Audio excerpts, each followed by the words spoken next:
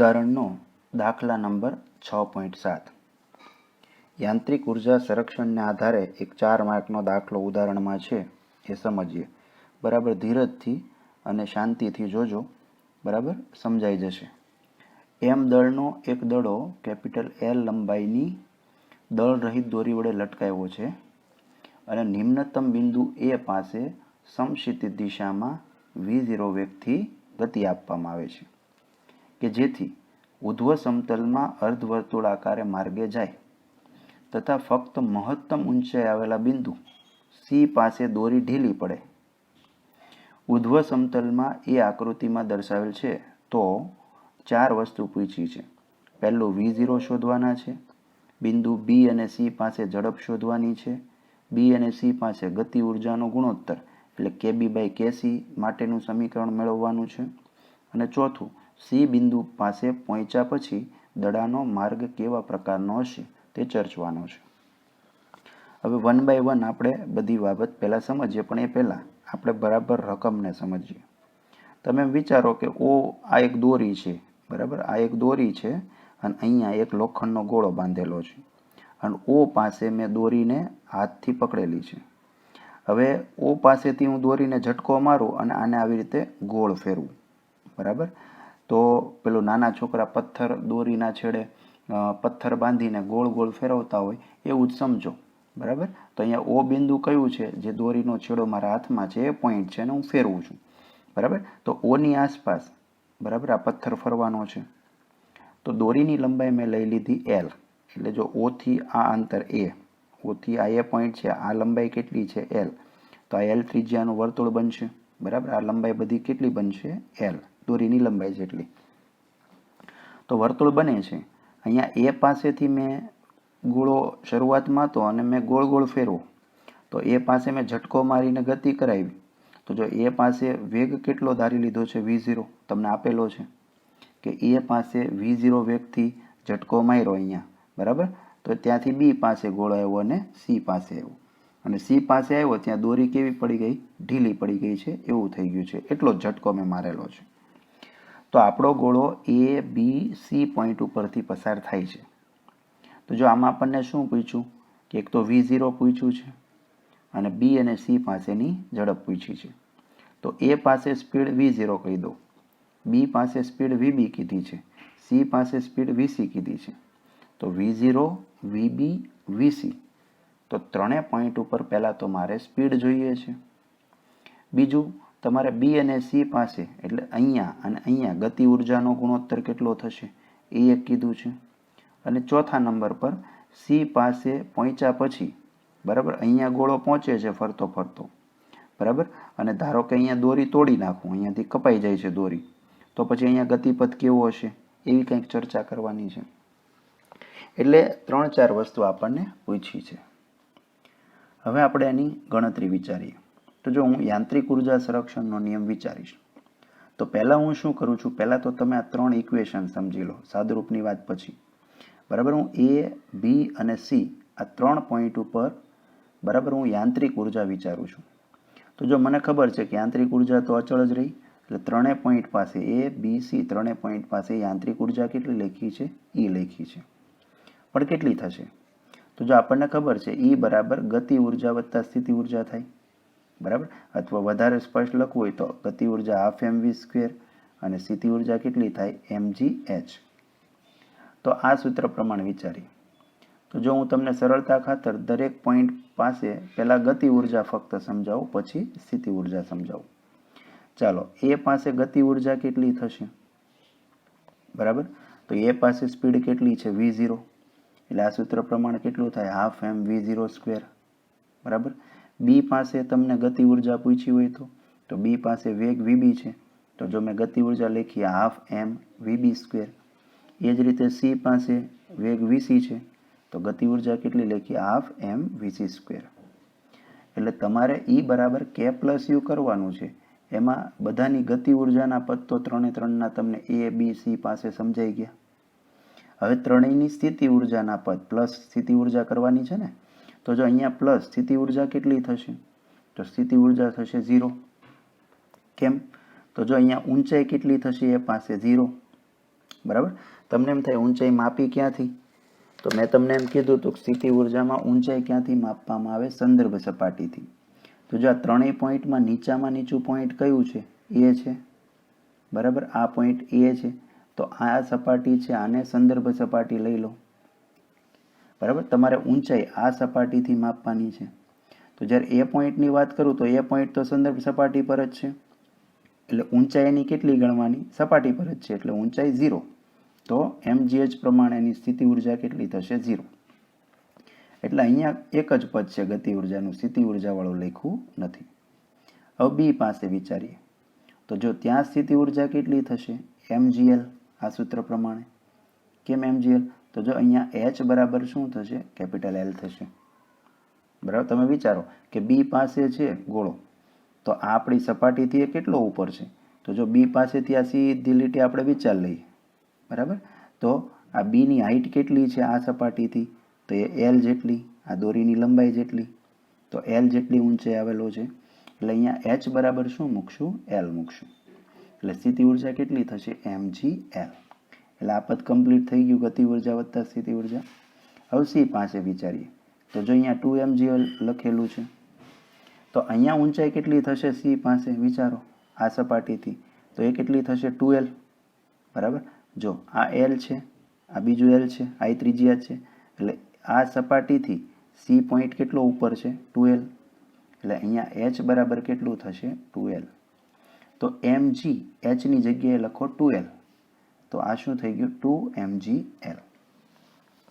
એટલે સૌથી પહેલાં તો તમને ત્રણેય યાંત્રિક ઉર્જાના પદ ક્લિયર થઈ ગયા. કઈ રીતે લખ્યા, સિમ્પલ. આમાં કે લખું છું, કે હાફ mv² પ્રમાણે વિચારું છું, તો જે તે પોઈન્ટ ઉપર બરાબર સ્પીડ વિચારું છું અને હાફ mv²માં મૂકી દઉં છું. અને જ્યારે વત્તા સ્થિતિ ઉર્જા કરું છું ત્યારે h વિચારું છું. તો અહીંયા h0, અહીંયા h લીધા l અને અહીંયા h લીધા 2l. તો એમાં મૂકી દો, તો ટોટલ મારી દો, તો આ યાંત્રિક ઉર્જા આવી રીતે મળે. હવે આ સ્લાઇડમાં એ ત્રણ સમીકરણ મેં જો અહીંયા હેડિંગમાં મૂકી દીધા છે, મારે એની જરૂર પડશે. બરાબર, સમીકરણ 1, 2 અને 3, આગલા 3 સમીકરણ જે છે બરાબર એ મૂકી દીધા છે. હવે આગળ બીજા 2 જોઈએ, 4 અને 5. આ એ બરાબર ધ્યાનથી સમજજો. હવે અહીંયા એક સમીકરણ આવું મળે કે પદાર્થ ઉપર પરિણામી બળ છે એ કોના બરાબર હોય, કેન્દ્રગામી બળ બરાબર હોય. બરાબર, તો એનો અર્થ શું થાય, પાછી આકૃતિ જોઈએ કે ભાઈ અહીંયા આપણો પદાર્થ વર્તુળમય ગતિ કરે છે. તો ગમે ત્યારે વર્તુળમય ગતિ કરતો હોય ત્યારે એની પર કેન્દ્રગામી બળ લાગે. બરાબર, તમે પેલો છોકરો પથ્થર ગોળ ગોળ ફેરવે છે દોરી પર, તો એ વચ્ચે સેન્ટરમાં હાથ પરથી બળ લગાડે છે, એટલે પથ્થર ગોળ ગોળ ફરે છે. તો એ બળને શું કહેવાય, કેન્દ્રગામી. એ કેન્દ્રમાંથી લાગ્યું એટલે કેન્દ્રગામી. અને એનું સૂત્ર છે mv²/r. બરાબર, m દળ છે, v વેગ છે અને r શું છે, એ વર્તુળની ત્રિજ્યા છે. બરાબર, તો આટલું કેન્દ્રગામી બળ લાગે. તો એ મળતું હોય તો આપણે વિચારીએ કે અહીંયા એ પર કેટલું બળ આપણે લગાડ્યું પરિણામી. બરાબર, તો આપણે અહીંયા પદાર્થ વિચારીએ m દળનો છે, તો નીચેનું વજન બળ mg લાગતું હશે. બરાબર, અને વજન બળ mg લાગ્યું એને કારણે દોરી પર ઉપર શું છું, તણાવ બળ t લાગ્યું. બરાબર, અહીંયા જો એક નવું બળ આવ્યું, તણાવ બળ t. બરાબર, તમે દોરી, કોઈ પણ દોરી છે એને છેડે પથ્થર લગાડો તો દોરી શું થઈ જશે, ટાઈટ થશે. તો ટાઈટ થશે એ બળ એટલે કયું, તણાવ બળ. બરાબર, અને એની દિશા ક્યાં છે, જો કેન્દ્ર તરફ. અહીંયા તમે વિચારો કે દોરી અહીંયાથી બાંધેલી છે અને અહીંયા પથ્થર લગાડેલો છે, તો તણાવ બળ ક્યાં લાગે, કેન્દ્ર તરફ. કે ભાઈ અહીંયા તમે વિચારો કે દોરી અહીંયા ખીલ્લી મારેલી છે. બરાબર, તમે છત ઉપર ખીલ્લી મારીને દોરી બાંધો અને તળિયે મોટો પથ્થર લગાડો તો દોરી ટાઈટ રહેશે. તો વધારે તણાવ હશે તો બે વસ્તુ થશે કે ખીલ્લી ખેંચાઈ જશે. બરાબર, તો ખેંચાઈ જશે એનો અર્થ શું કે ભાઈ આ તણાવ ક્યાં પ્રવર્તે છે, સેન્ટર ઉપર. એટલે તણાવ બળની દિશા ઉપર છે અને વજન બળની દિશા નીચે છે. તો ટૂંકમાં અહીંયા એ પાસે ટોટલ બળ કેટલું લાગ્યું, તો તમે લખી શકો mg - t જેટલું. નીચે mg છે, ઉપર t છે, તો બે વિરુદ્ધ દિશામાં છે એટલે બાદબાકી કરી. અને કેન્દ્રગામી બળ કેટલું લાગશે, તો mv²/r પ્રમાણે વિચારો. બરાબર, તો વેગ અહીંયા કેટલો છે, v0, એટલે આપણે લખશું mv0². અને ત્રિજ્યા જે વર્તુળ બન્યું આપણું, એ ત્રિજ્યા એની કેટલી કીધી છે, l. એટલે આરની જગ્યાએ શું લખશું? એલ લખશું. એટલે અહીંયા mv0² બાય શું છે? એલ. બરાબર. mg માઇનસ ટી શું છે? ફરીથી કહું કે પદાર્થ પરનું પરિણામી બળ છે. ટોટલ એ પાસે પદાર્થ છે ત્યારે એની પર આટલું બળ લાગે છે, નીચે mg ઉપર ટી એટલે બાદબાકી જેટલું, અને એ બળ એને ફેરવવા માટે ઉપયોગી છે એટલે કેન્દ્રગામી બળ આપે છે. એટલે કેન્દ્રગામી છું m, વેગ અહીંયા v0² અને ત્રિજ્યા થઈ l. એટલે જો આ સમીકરણ આખું આપણે એ પોઈન્ટ પર વિચારીએ છીએ, એટલે એ પોઈન્ટ ઉપર મારું સમીકરણ શું બન્યું? બરાબર, આ એ પોઈન્ટ પર લખી દઉં તો સમીકરણ શું બન્યું? mg માઇનસ ટી બરાબર mv0² બાય એલ, એને આપણે કીધું 4. હવે આ જ સમીકરણ સી બિંદુ પાસે વિચારીએ તો સી બિંદુ પાસે આપણને એમ કીધું દોરી ઢીલી પડે છે એટલે તણાવ બળ કેટલું થઈ ગયું? 0 થઈ ગયું. બરાબર, જુઓ આકૃતિમાં કે આ જ પથ્થર અહીંયાથી ફરતો ફરતો અહીંયા આવે તો આપણે એમ કીધું દોરી ઢીલી પડવાની છે. કેમ? તો કે ભાઈ જો અહીંયા વિચારો તો અહીંયા દોરીને પથ્થરનું વજન ઉંચકવું પડતું હતું. બરાબર, નીચે પથ્થર હતો, ઉપર દોરી હતી, પણ અહીંયાથી આમ જાય તો ઊંધું થઈ ગયું. જો પથ્થર ઉપર છે, દોરી નીચે છે, એટલે તમે એમ વિચારો પથ્થરની નીચે દોરી ટીંગાઈ છે તો હવે દોરી તો ઢીલી રહેવાની છે. બરાબર છે, પથ્થર નીચે ટીંગાતો હોય તો દોરી ટાઈટ થાય. અહીંયા તો પથ્થરની નીચે દોરી ટીંગાઈ છે એટલે દોરી લૂઝ રહેશે. દોરી લૂઝ રહેશે, એનો તણાવ બળ કેટલો થાય? સી પાસે 0. એટલે બે ચેન્જ કરશું, તણાવ બળ 0 મૂકશું અને વેગ અહીંયા સી પાસે કેટલો છે? વીસી છે. તો આ જ સમીકરણ સી બિંદુ પાસે શું લખી શકાય? બરાબર, તો જો અહીંયા એક તો T0 લઈ લીધું એટલે અહીંયા બચ્યા mg અને v0 નું શું કરી દીધું? vc, કેમ કે સી બિંદુ પાસે વેગ vc છે. તો એ સમીકરણ 5 થઈ ગયું. હવે આ 5 સમીકરણ છે એનો ઉપયોગ કરીને આપણે બધી જ કિંમતો લાવવાની છે. આ 5 આપણા બેઝિક સમીકરણ છે. તો સમીકરણનું કામ પૂરું થયું. હવે માત્ર આપણે સાદુરૂપ સમજવાનું છે. જો બહુ ઇઝી છે. તો આ 5મા સમીકરણ પરથી જ આપણને vc મળી જશે. બરાબર, અહીંયા તમે વિચારો, જો અહીંયા mm કેન્સલ કરો તો vc² બરાબર શું થશે? અહીંયાથી કાઢી નાખો તો vc² બરાબર શું થાય? gl. બરાબર, તો vc² gl થાય તો vc બરાબર શું થયું? √gl. બરાબર, તો આ આપણને vc ની કિંમત મળી ગઈ. બરાબર, તો સી બિંદુ પાસે વેગ કેટલો હશે? √gl જેટલો. હવે આપણે એ અને બી પાસે પણ વેગ જોઈએ છે તો એના માટે શું કરું કે આ જે vc ની કિંમત છે એટલે સમીકરણ 6, આ સ્ટેપ ખાસ ફોલો કરજો. સમીકરણ 6 ની કિંમત ક્યાં મૂકી દો? 3માં. બરાબર, જો 3 અહીંયા લખેલું છે e બરાબર, આમાં vc ની કિંમત મૂકી દઉં તો જો હવે આ સમીકરણ શું થશે? 3. તો e બરાબર હાફ m vc² એટલે √gl નો સ્ક્વેર, vc √gl છે એનો સ્ક્વેર, પ્લસ 2mgl. સાદરૂપ આપીએ તો હાફ m √gl નો સ્ક્વેર એટલે gl, વર્ગ અને વર્ગમૂળ જાય, પ્લસ 2mgl. તો હાફ mgl પ્લસ 2mgl એટલે કેટલા થઈ ગયા? 5/2mgl. તો યાંત્રિક ઉર્જા આવી 5/2mgl. તો આ સમીકરણ 7 થઈ ગયું. હવે આ 7 ની કિંમત બરાબર એકવાર સમીકરણ 1માં મૂકશું અને આ જ 7 ની કિંમત સમીકરણ 2માં પણ મૂકશું. તો સમીકરણ 1 અને 2માં આ e બરાબર 5/2mgl મૂકી દો તો તમને v0 બરાબર અને જે બીજો વેગ બાકી છે vb બંને મળી જશે. જો એક સ્ટેપ જોઈએ તો પહેલા 7 ની કિંમત 1માં, તો જો 1 આપણો અહીંયા છે.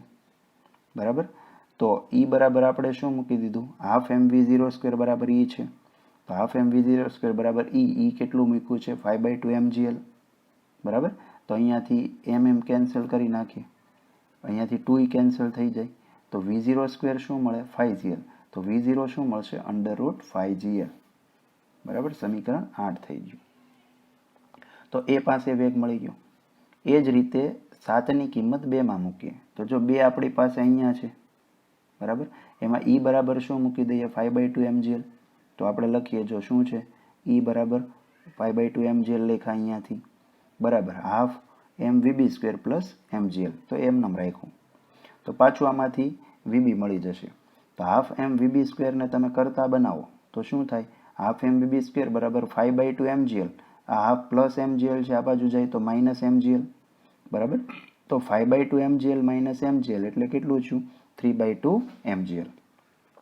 હવે આમાંથી ઉડાડીએ, અહીંયાથી 2 ઉડાડી નાખીએ, અહીંયાથી m ઉડાડી નાખીએ તો vb² બરાબર શું વધશે? 3gl. જો આપણે આગલી સ્લાઇડમાં જોઈએ. બરાબર, તો આપણે જે સાદુરૂપ આપ્યું એ પ્રમાણે બરાબર વીબી સ્ક્વેર કેટલું મળે છે? 3GL મળે છે.